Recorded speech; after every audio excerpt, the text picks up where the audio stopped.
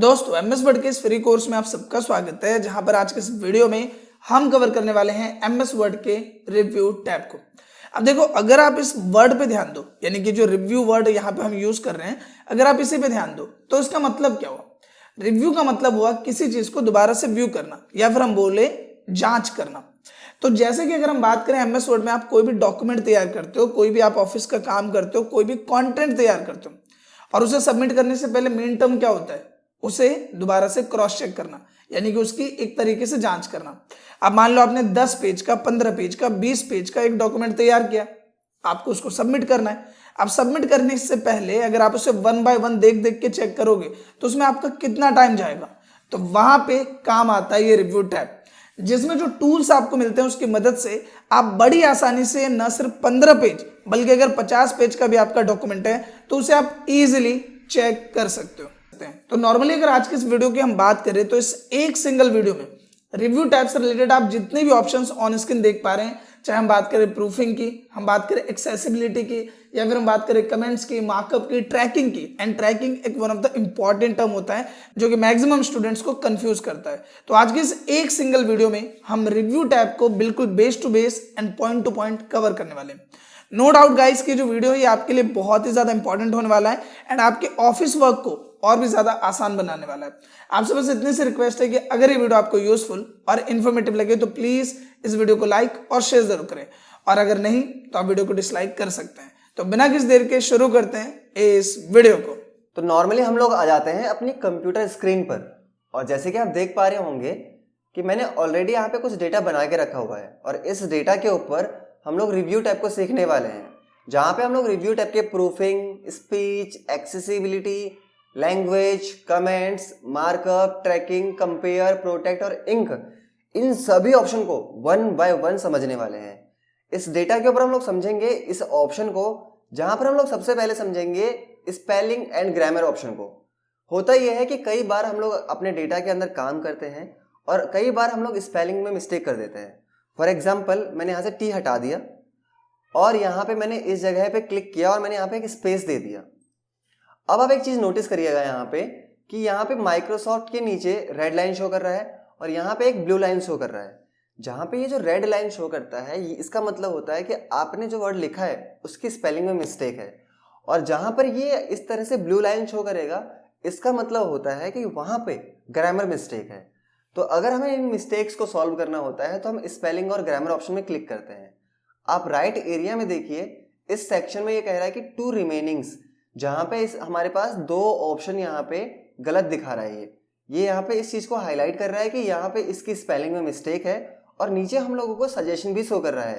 Consider में Microsoft भी दिखा रहा है और यहाँ पे माइक्रोज ऑफ भी दिखा रहा है। आपको कौन सा ऑप्शन रखना है, कौन सा नहीं रखना, वो आप यहाँ से कर सकते हैं। साथ में नीचे इग्नोर वंस, इग्नोर ऑल और ऐड टू डिक्शनरी जैसे ऑप्शन भी हम लोगों को यहाँ पे शो कर रहा है। 1 बाय 1 हम सभी को समझते हैं। अगर मान लीजिए इसके थ्रू कंसीडर किए गए वर्ड को मैं सेलेक्ट करता हूं, तो ये यहाँ पे उस मिस्टेक को ठीक कर देगा और उस वर्ड को यहाँ पे अप्लाई कर देगा। इसी तरह से ग्रामर में भी एक मिस्टेक है। अगर मैं यहाँ पे क्लिक करूंगा तो यहाँ पे हमें इसको सजेस्ट कर रहा है, हम इसको सिलेक्ट कर देंगे और वो चीज़ यहाँ ठीक हो जाएगी। लेकिन कई बार ऐसा होता है कि हम लोग ऐसे वर्ड्स लिखते हैं जो हम लोगों को लिखने हैं, बट ये उनको भी इनकरेक्ट शो करता है। ये तब इनकरेक्ट शो करता है जब उसकी सरी में ऐड नहीं होती। फॉर एग्जाम्पल, मैं इसमें किसी लोकेशन का नाम लिख देता हूँ, जैसे कि मैंने यहाँ पे लिखा है यूसुफपुर। अब यहाँ पे जैसे मैंने इस वर्ड को कंप्लीट किया, इसने उसके नीचे रेड लाइन शो कर दी। अब यहाँ पे मैं इतना टेक्स्ट कर रहा हूँ कॉपी करने के बाद मैं इसको नीचे करता हूँ पेस्ट, और मैं एक काम कर रहा हूँ, मैं एंटर करता हूँ, मैं यहाँ पर भी लिखता हूँ यूसुफपुर, और ये यहाँ पर भी उस चीज को इनकरेक्ट शो कर रहा है। अब जैसे कि मैं स्पेलिंग वाले ऑप्शन में जाऊंगा, ये मुझे यहाँ पे इसको इनकरेक्ट शो करेगा और अपने कंसीडर किए गए वर्ड्स को मुझे यहाँ पे डिस्प्ले कर देगा। अगर मान लीजिए मैं इग्नोर वंस करता हूँ, तो उसने क्या किया कि ऊपर वाले वर्ड का यहाँ पे मिस्टेक सही कर दिया और इसने नीचे वाले वर्ड में उसको जंप कर दिया। मैं इसे हटाता हूँ। अब यहाँ पे क्या है कि मुझे तो जो मिस्टेक्स हैं वो दोनों में दिख रही है, मुझे दोनों को ठीक करना होगा। तो अगर मैं इस ऑप्शन में जाता हूँ तो मुझे एक ऑप्शन दिखता है यहाँ पे इग्नोर ऑल। अगर मैं इस वर्ड पे सिलेक्ट कर दूंगा तो ये क्या करेगा, दोनों की जो मिस्टेक्स है वो एक ही बार में ठीक कर देगा। तो ये हो जाता है इसका ऑप्शन। अब इसी तरह से मैं इसमें एक और वर्ड लिखता हूं जो मैं चाहता हूं कि ये वर्ड मैं बार बार यूज करता हूं और ये उसकी डिक्शनरी में ऐड हो जाए। तो जैसे कि मैं इसके अंदर लिखता हूँ ECC, अब इसने क्या किया इस तरह से, यहाँ पे ECC को भी इनकरेक्ट शो कर रहा है। अगर मैं यहाँ पे चले जाऊँ, यहाँ जाने के बाद ये मुझे यहाँ पे उसके सजेशन शो करेगा कि आप इस तरह से लिखना चाहते हैं, लेकिन अगर मैं इसी तरह से लिखना चाहता हूँ तो मैं कर दूंगा ऐड टू डिक्शनरी, जिससे ये होगा कि ये वर्ड उसकी डिक्शनरी में ऐड हो जाएगा। अभी नेक्स्ट टाइम इसको गलत नहीं शो करेगा। अब जैसे मान लीजिए मैं यहाँ पे लिखता हूँ ACC, अब ये वर्ड यहाँ पे गलत है, मान लीजिए मैं इस जगह पे क्लिक करूंगा तो नेक्स्ट टाइम ये क्या करेगा कि यहाँ पे सजेशन दिखाएगा अपने, और साथ में वो सजेशन भी दिखाएगा जो मैंने थोड़ी देर पहले इसकी डिक्शनरी में उस वर्ड का यूज किया था। अगर मैं इस पर क्लिक कर दूंगा तो वही सजेशन हम लोग यहाँ पे यूज कर सकते हैं। तो ये ऑप्शन होता है स्पेलिंग एंड ग्रामर। अभी जो एडिटर ऑप्शन है ये क्या करता है, अगर मैं इस एडिटर ऑप्शन में क्लिक करता हूँ, ये सेम सेक्शन यहाँ पे ओपन करता है जो रिव्यू में स्पेलिंग और ग्रामर के बाद यहाँ पे ओपन होता है। तो इसी के थ्रू हम लोग करेक्ट कर पाते हैं अपनी स्पेलिंग और ग्रामर को, जहां से हम लोग मोड्स को चेंज कर सकते हैं कि हम लोगों को फॉर्मल राइटिंग देखनी है, प्रोफेशनल राइटिंग देखनी है, या फिर कैजुअल राइटिंग के बेसिस पे अपने डेटा को रिव्यू करना है। सो आई होप गाइज आपको ये ऑप्शन भी क्लियर हुआ होगा। अब यहाँ पे क्या है, हमारे पास एक ऑप्शन है थिसॉरस का। ये जो ऑप्शन होता है इसके थ्रू हम लोग सिमिलर मीनिंग्स वाले वर्ड्स को फाइंड आउट कर सकते हैं। फॉर एग्जाम्पल मैं इस क्रिएट वर्ड को करता हूँ सेलेक्ट, मैं इस पे क्लिक करूंगा तो ये क्या करेगा कि उससे रिलेटेड वर्ड्स को यहाँ पे शो करेगा। क्रिएट से रिलेटेड मेक आ गया, और मेक से रिलेटेड यहाँ पे कई सारे वर्ड्स हम लोगों को शो कर रहा है। अभी यहाँ पे दिखा रहा है इन्वेंट, इसी तरह से हम लोग को दिखा रहा है एस्टेब्लिश, हम लोग को दिखा रहा है कंप्लेन, मतलब ये वर्ड्स हम लोगों को डिस्प्ले कर रहा है जिसकी मीनिंग क्रिएट के थ्रू होती है। मैं एडिट को सिलेक्ट करता हूँ, यहाँ पे दोबारा से इसी ऑप्शन में क्लिक करूंगा तो यहाँ पे एडिट से रिलेटेड ऑप्शन दिखा देगा, ऑब्जर्व, करेक्ट, फिर उससे रिलेटेड कई ऑप्शन यहाँ पे दिख जाते हैं हम लोगों को। अगर मान लीजिए हम लोगों को इसके सजेशन में वर्ड यहाँ से चाहिए होते हैं तो हम लोग सिंपली यहाँ पे देखते हैं कि एक छोटा सा एरो आता है, यहाँ पे हम लोग क्लिक करते हैं, यहाँ से हम कॉपी करना चाहते हैं या इंसर्ट करना चाहते हैं, हम उस पर क्लिक करते हैं तो वो वर्ड हमारा वहीं पर एड ऑन हो जाता है। तो इस तरह से हम लोग इसका यूज कर सकते हैं। फिर इसमें जो नेक्स्ट ऑप्शन है वो है वर्ड काउंट। अब नॉर्मली मैंने कहीं पे सिंपल क्लिक किया और वर्ड काउंट पे क्लिक किया, ये काउंट करेगा कि हमारे पास टोटल नंबर ऑफ पेजेस 1 है, जिसमें 53 हमारे पास वर्ड्स हैं, 299 इसमें कैरेक्टर है विदाउट स्पेस, विद स्पेस इसमें 351 कैरेक्टर्स हैं, 7 पैराग्राफ्स हैं और इसमें 12 लाइन्स हमारे पास मौजूद हैं। ये मैंने नॉर्मली क्लिक किया है, ये इस बेसिस पे काउंट कर रहा है। अगर आप किसी एरिया को सिलेक्ट करते हैं और उसके अकॉर्डिंग इसमें चेक करेंगे तो ये बताएगा कि आपके पास एक पेज है, इसमें वर्ड है 16, जिसमें आपके पास विदाउट स्पेस इतने कैरेक्टर हैं, विद स्पेस इतने कैरेक्टर हैं, पैराग्राफ 0 दिखा रहा है, यहाँ पे लाइन यहाँ पे 3 शो कर रहा है। तो इस तरह से हम इसका यूज कर सकते हैं। अब इसमें जो नेक्स्ट ऑप्शन है वो है रीड अलाउड का। ये ऑप्शन आपके डेटा में से जो आपने लिखा हुआ होता है उसको रीड करने में आपकी हेल्प करता है।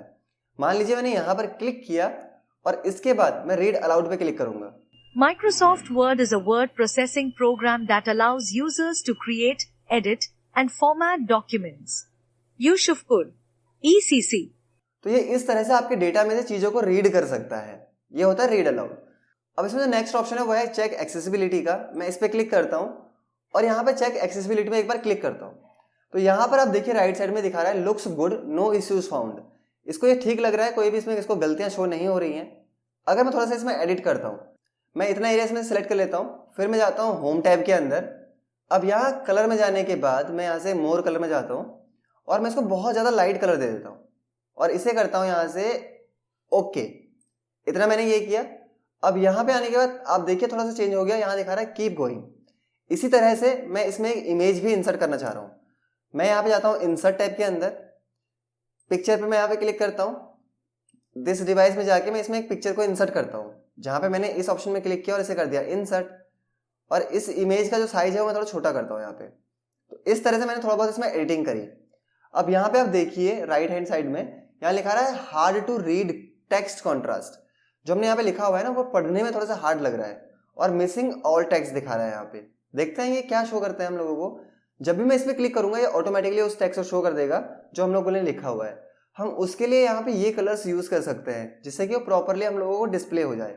अगर हम मोर फॉन्ट कलर पे क्लिक करेंगे तो और भी कलर आ जाते हैं जहां से हम लोग कलर चेंज कर सकते हैं और अपने डेटा को इजीली रीड कर सकते हैं। और जो नेक्स्ट ऑप्शन है वो है मिसिंग ऑल्ट टेक्स्ट। अगर मैं इस पर क्लिक करता हूँ तो ये इस इमेज को सिलेक्ट कर लेगा, यानी इस इमेज के लिए इसने एक टेक्स्ट को जनरेट किया है जहाँ पे लिखा आ रहा है कंप्यूटर स्क्रीनशॉट ऑफ लोगो। हम लोग इस टेक्स्ट को इस इमेज के लिए एक ऑल्ट टेक्स्ट की तरह यूज कर सकते हैं। जहां पे मैंने इसको किया सेव, अब इस इमेज के लिए वो चीज हो चुकी है। अब देखिए दोबारा से वही चीज कह रहा है looks good, no issues found. तो इस तरह से चीज़ों को फाइंड आउट करता है।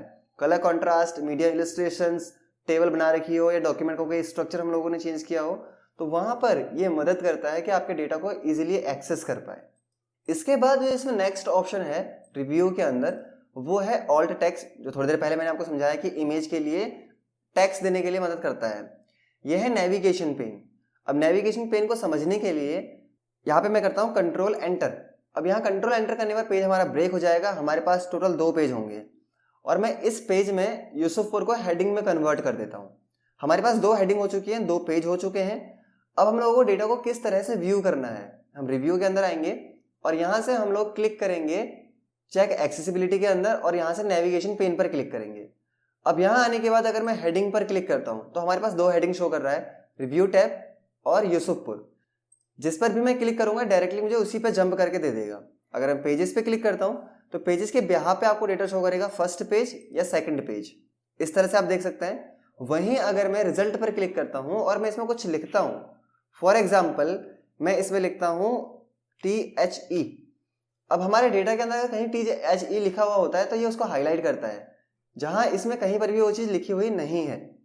अब अगर मैं यहाँ पे आके इस चीज़ को हटाता हूँ, मैं सिंपल इसमें O लिखता हूँ। अब जितनी जगह O लिखा होगा हर जगह वो आपका हाईलाइट हो जाएगा और साथ में यहाँ पे आपको डिस्प्ले कर देगा कि इस जगह पे, इस जगह पे, हर जगह पे O लिखा हुआ है। तो इसने उस चीज़ को यहाँ पे राइट करके दे दिया है। तो ये यूज़ होता है नेविगेशन पेन का। हम किसी भी चीज़ को अपने डेटा में से फाइंड आउट कर सकते हैं। इसके बाद इसमें नेक्स्ट ऑप्शन है फोकस का। अगर मैं इस ऑप्शन में क्लिक करता हूँ तो इसके थ्रू हम अपने डेटा को रीड कर सकते हैं, जहां पर हमारा फोकस हमारे डेटा पर ही जाता है, बाकी सारे ऑप्शन यहाँ पे हाइड हो जाते हैं और एक ब्लैक स्क्रीन डिस्प्ले होती है। अगर आपने रीड कर लिया हो, आपको नॉर्मल करना होता है तो आप कीबोर्ड से एस्केप बटन दबाइए, ये नॉर्मली आपके पेज पे आपको ले आएगा। इस तरह से आप इस ऑप्शन को यूज कर सकते हैं। फिर इसके बाद जो इसमें नेक्स्ट ऑप्शन है वो है यहाँ पे ऑप्शन एक्सेसिबिलिटी। अगर मैं इस ऑप्शन में क्लिक करता हूँ तो ये डायरेक्टली यहाँ पे वर्ड ऑप्शंस खोल देता है कि आपको एक्सेसिबिलिटी के अंदर कौन कौन से ऑप्शंस रखने हैं और कौन कौन से नहीं रखने हैं। जैसे कि automatically generate all text for me, मैंने इस पर क्लिक किया हुआ है, जिसके थ्रू अभी जब मैंने इसमें इमेज इंसर्ट की थी तो उसने ऑटोमेटिकली उसके लिए एक टेक्स्ट को इंसर्ट कर दिया था। अगर मैं इसको अनचेक करता हूँ तो नेक्स्ट टाइम ये उस चीज़ को नहीं देखेगा। फिर उसी तरह से हमारे पास कई सारे ऑप्शन है, हम लोग इनको रीड करके अपने अकॉर्डिंग उन सेटिंग्स को अप्लाई कर सकते हैं। सो आई होप आपको ये एक्सेसिबिलिटी का ऑप्शन भी क्लियर हो गया हो। अब इसके बाद जो इसमें नेक्स्ट ऑप्शन है वो है ट्रांसलेट का। हमने जो यहाँ पे लिखा हुआ है, अगर हम लोगों को कभी उसे किसी अनदर लैंग्वेज में ट्रांसलेट करना हो तो हम ट्रांसलेट की मदद से कर सकते हैं। अब जैसे कि हमारे पास इतना कुछ यहाँ पे लिखा हुआ है, मैं एक काम करता हूँ, मैं इसे कॉपी करता हूँ। कॉपी करने के बाद मैं इसको यहाँ पे पेस्ट कर देता हूँ। अब मैं जाता हूँ यहाँ पे ट्रांसलेट ऑप्शन के अंदर और यहाँ से यहाँ पे करूँगा ट्रांसलेट सिलेक्शन और यहाँ पे ट्रांसलेट सिलेक्शन करने के बाद इसने ऑटोमेटिकली यहाँ पे लैंग्वेज डिटेक्ट की है, इंग्लिश लैंग्वेज, और ये इंग्लिश टू इंग्लिश कन्वर्ट कर रहा है उस चीज़ को। हम यहाँ पे क्लिक करेंगे और यहाँ से हम वो लैंग्वेज सेलेक्ट करेंगे जिसमें हम लोगों को इसे कन्वर्ट करना है। फॉर एग्जाम्पल मैंने यहाँ पे हिंदी को सिलेक्ट किया तो इसने हमें यहाँ पे डेटा को ट्रांसलेट करके दे दिया है। अब यहाँ पे अगर मैं मान लीजिए इसको इंसर्ट पर क्लिक करूंगा तो ये डेटा को लोड करके हमारे उस डेटा को यहाँ पर इंसर्ट कर देगा। इसे मैं यहाँ से क्लोज करता हूँ तो जो भी कुछ मैंने यहाँ पे लिखा हुआ था इसने उसको ट्रांसलेट कर दिया यहाँ पर।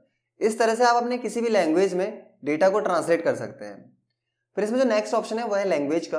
बाय डिफॉल्ट अगर मैं इसमें कुछ लिख रहा हूँ तो इसमें एक लैंग्वेज इंसर्ट हो रही है।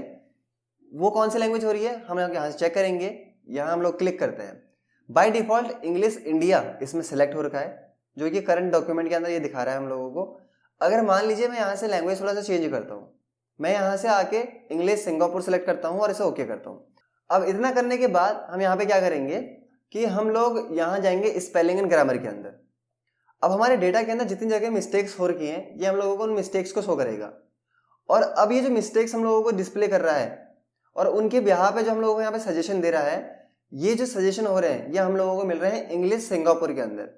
यानी कि हम लोगों ने जो इसमें लैंग्वेज सेट कर ली है वो हमारे इंग्लिश सिंगापुर के बिहाफ पे सेट हो चुकी है। तो इस तरह से हम लोग लैंग्वेज सेट कर सकते हैं अपने डेटा के बिहाफ पर। इसे अभी मैं क्लोज कर देता हूँ यहाँ पे। इसके बाद हमारे पास इसमें जो नेक्स्ट ऑप्शन मिलते हैं वो मिलते हैं कमेंट्स के लिए। अब ये जो कमेंट्स ऑप्शन होते हैं ये आपके डेटा में किसी स्पेसिफिक एरिया में कोई कमेंट ऐड करने के लिए यूज किए जाते हैं। फॉर एग्जाम्पल मैं सिंपल इतना सेलेक्ट करता हूँ अभी और इसमें मैं एक कमेंट देना चाहता हूँ। मैंने यहाँ पे न्यू कमेंट पे क्लिक किया तो इसने हमें इस तरह से यहाँ पे एक सजेशन दे दिया है कि मैं यहाँ पे एक कमेंट दे सकता हूँ, जहाँ पे मैं लिखना चाह रहा हूँ दिस टेक्स्ट इज ट्रांसलेटेड। इस तरह से मैंने यहाँ पे कमेंट दे दिया और इसके बाद मान लीजिए जैसे मैं यहाँ पे कुछ एरिया यहाँ पे सेलेक्ट कर सकता हूँ। मैं इतना एरिया सेलेक्ट करता हूँ, मैं यहाँ पर भी एक कमेंट देना चाहता हूँ। मैंने जैसे यहाँ पे न्यू कमेंट किया, इसने नीचे वाले को सिलेक्ट कर लिया क्योंकि मैंने इस कमेंट को पोस्ट नहीं किया था। तो उसको मुझे पोस्ट करना होगा, जिसके लिए मुझे कंट्रोल एंटर करना होगा या फिर मुझे इस ऑप्शन में क्लिक करना होगा। अब ये कमेंट पोस्ट हो चुकी है। इसके बाद मैं यहाँ पे कुछ एरिया को सिलेक्ट करता हूँ, दोबारा से न्यू कमेंट में क्लिक करता हूँ, तो यहाँ पे एक दूसरी कमेंट में ऐड कर सकता हूँ। मैंने जैसे इसमें लिख दिया designs could be create in MS word. इस तरह से हम लोग इस कमेंट को भी पोस्ट कर सकते हैं। तो हमारे डेटा के अंदर इस तरह से कमेंट शो हो जाते हैं। मैं एक बार Ctrl+P करता हूं। Ctrl+P करने से हमारा डेटा होगा प्रिंट और ये दिखा रहा है कि आपके पेज के अंदर इस तरह से हमारे जो कमेंट्स होते हैं वो भी प्रिंट होंगे। तो हम इस तरह से कमेंट को देख सकते हैं। अगर हम लोगों ने डेटा में बहुत सारी कमेंट दे रखी हैं, हम लोगों को एक कमेंट में से दूसरे कमेंट में जाना हो तो हम लोग नेक्स्ट और प्रीवियस का यूज कर सकते हैं। मैं नेक्स्ट में क्लिक करता हूं तो इसने मुझे नेक्स्ट कमेंट में भेजा। मैं प्रीवियस करूंगा तो एक पिछली कमेंट में ले आएगा मुझे। वहीं पे अगर मुझे कमेंट्स को डिलीट करना हो तो मैं सिंगल कमेंट भी डिलीट कर सकता हूं और मैं ऑल कमेंट्स को एक बार में डिलीट कर सकता हूं। इस तरह से हमारे पास ये डिलीट वाले ऑप्शन भी हम लोगों को दिख जाते हैं। अब जैसे 100 कमेंट का यहाँ पे ऑप्शन है, मैं इसमें क्लिक करता हूँ। एक हम लोग को दिखा रहा है यहाँ पे कंटेक्चुअल और हमें एक दिखा रहा है यहाँ पे लिस्ट का ऑप्शन। अभी मैं लिस्ट में क्लिक करता हूँ तो इसने क्या किया, यहाँ पे एक राइट साइड में एक लिस्ट क्रिएट कर दी है। कमेंट को लिस्ट के भी यहाँ पे शो कर रहा है। और यहाँ पे अगर मैं क्लिक करता हूँ कंटेक्चुअल, यहाँ पे क्लिक करने पर ये कुछ इस तरह से हमें कमेंट को दिखाता है। अब ये डिपेंड करता है कि हमें कमेंट को किस तरह से डिस्प्ले करना है। ये हो जाता है कमेंट सेक्शन। अब इसके बाद हम लोग यहाँ पे देखेंगे ट्रैकिंग सेक्शन, उसके बाद मार्कअप देखेंगे। ट्रैकिंग सेक्शन होता क्या है, मान लीजिए आपने कोई डेटा क्रिएट किया है और डेटा क्रिएट करने के बाद आप ये चाहते हैं कि आपने किसी जूनियर या किसी सीनियर किसी को भी ये डेटा दिया और आप चाहते हैं कि अगर इसमें कोई मिस्टेक्स हों आप उन्हें चेक कीजिए और उसके बिहाफ पे उन मिस्टेक्स को करेक्ट कीजिए।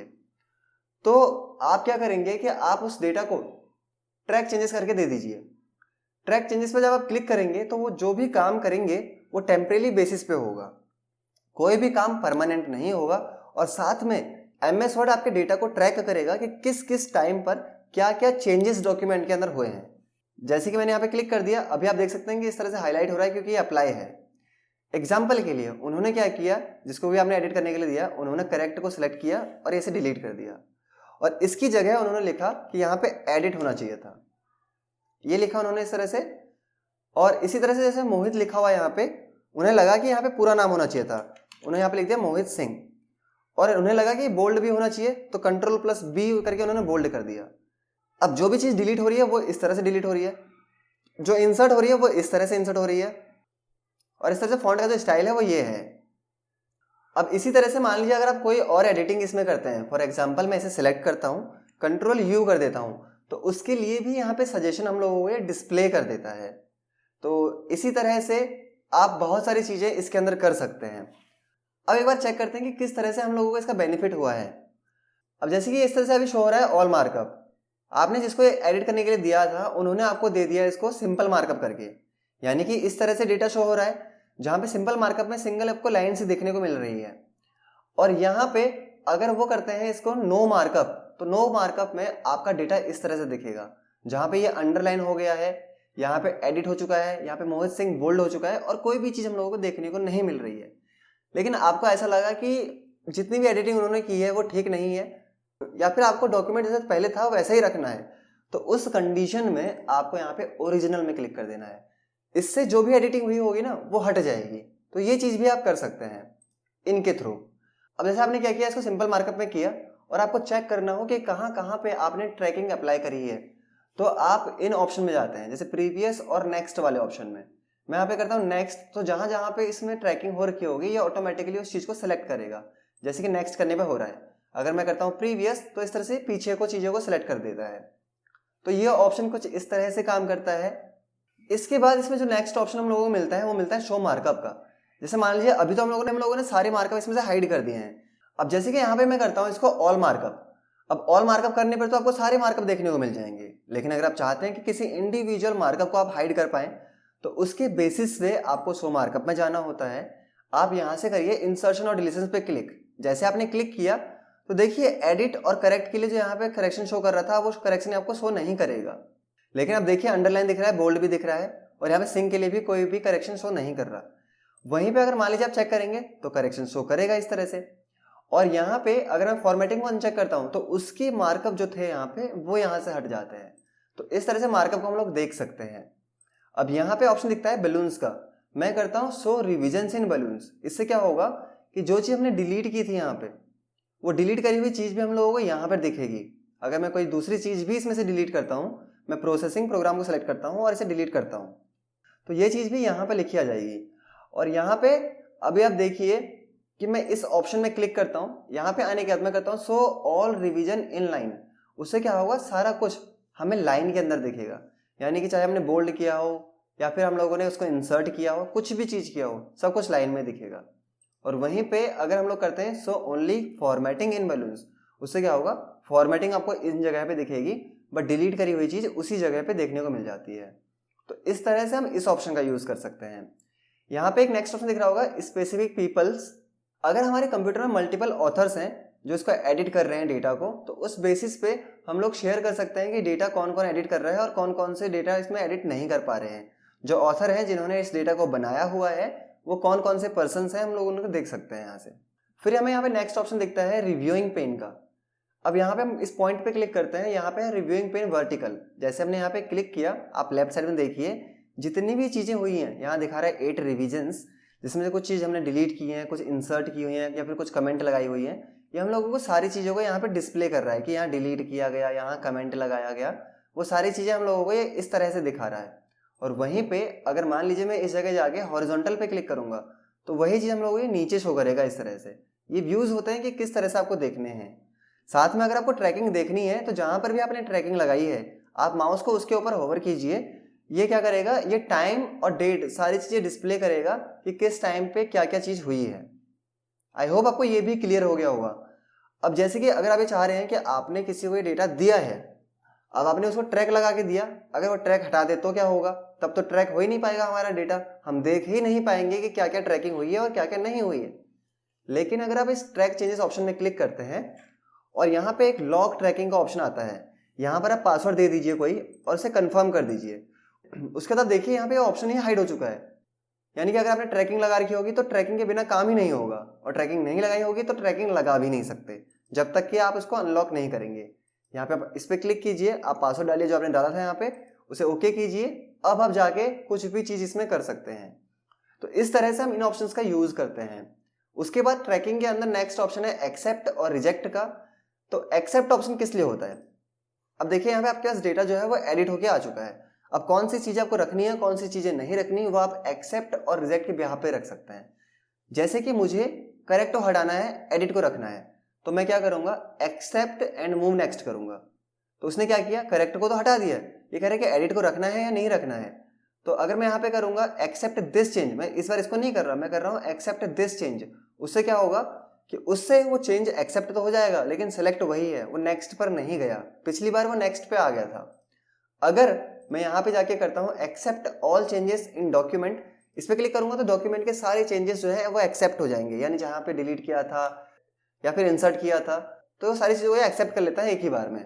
अब मैंने कंट्रोल जेड किया या अंडू कर दिया, लेकिन देखिए वो ऑप्शन जो ट्रैक चेंजेस का है वो अभी भी अप्लाई है। अगर मैं इसमें सबसे लास्ट ऑप्शन में क्लिक करता हूँ accept all changes and stop tracking, इससे क्या होगा, इसने सारे चेंजेस को एक्सेप्ट कर दिया और ये ट्रैकिंग जो अप्लाई हो रखा था उसको इसने हटा दिया।